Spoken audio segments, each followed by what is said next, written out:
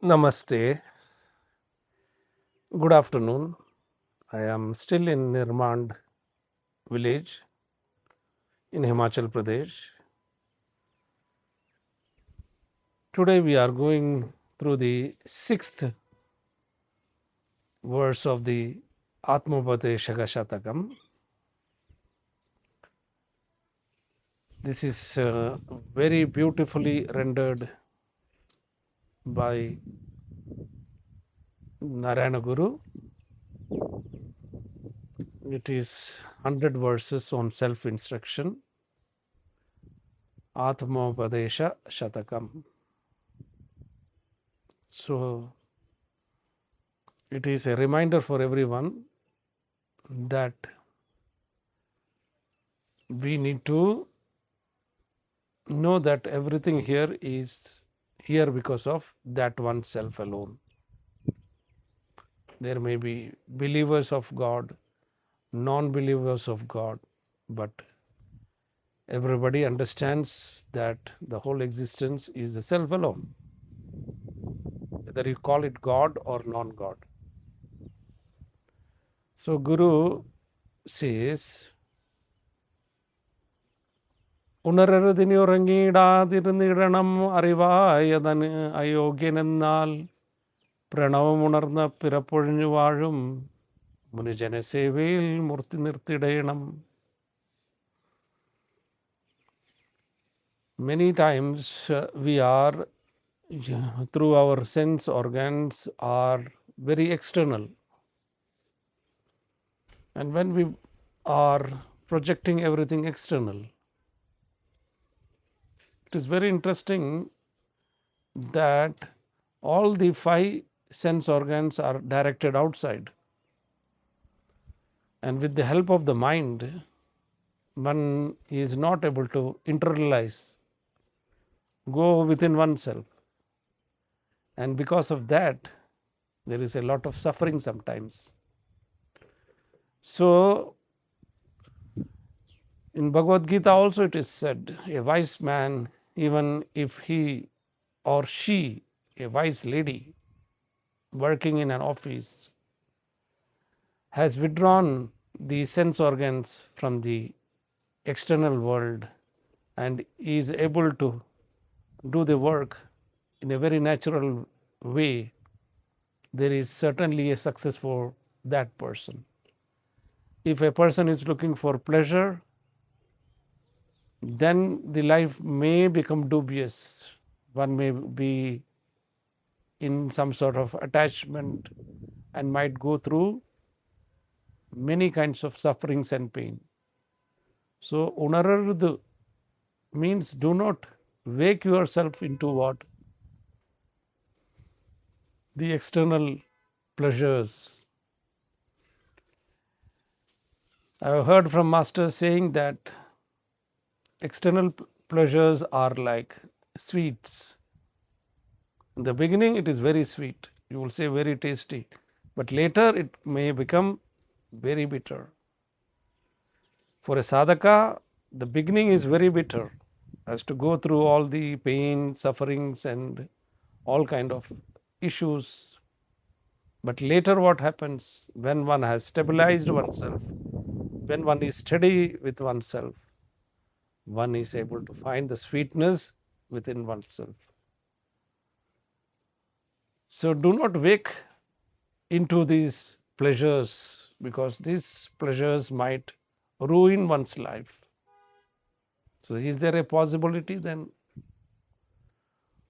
Unararudini urangidadirunnidanam arivai.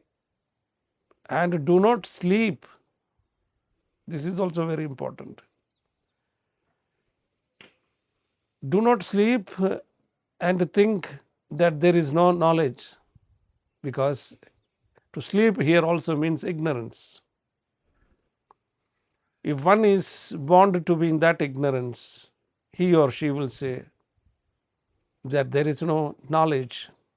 Here, arivu means knowledge. So, in our life, we see that we are in ignorance, and when we are in ignorance, then we have all kinds of desires, pain, suffering.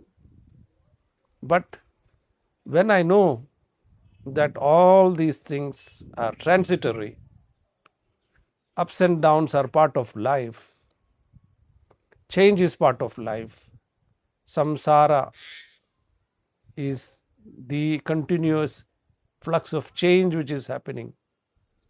When one knows, then he or she knows this because of what? Arivu, that knowledge. So that knowledge is where within me, and more I am becoming conscious, becoming aware that that primal knowledge through which I am understanding the whole world is not changing. You know, when we were in kindergarten, we might have some friends. They are not the same friends now. When we were in school, we had some friends. They are not the same friends. In universities, when we were studying, we had some friends. They are not the same. Even if we talk about our own mind, what we think today may not be what we are going to think after a week or so. So there is a change. But even when all these changes are happening, what is that which is not changing is that knowledge within me. So Guru is saying that do not wake yourself into the external world, because external world is very tricky. I met a Swami in Orissa, and he was saying to his disciple that do not get attached to gold or woman. Here woman means all the attachments. That is what he was meaning. So my friend was nodding and saying, yes, Swamiji, I will try to follow your words. So similarly, now when we are understanding that, this is a good journey for us. But sometimes we are not able to perceive this. So what Narayana Guru is saying, if you are not able to understand that, find a guru, a master or a teacher who has understood the secret of pranava. Pranava is what? Om, the ultimate. And Munijana means those who are recluse, who are meditating, who are in mauna. Jana means all these kind of masters. If you are able to serve them, maybe you will be also blessed with what? That inner bliss. So this is one way of going deeper and deeper. But nowadays it is very difficult for one to find a guru. So there is more platforms. You can sit in your home, you can listen to certain satsangs with shraddha, with totality, or you can read certain text and always go through the contemplation.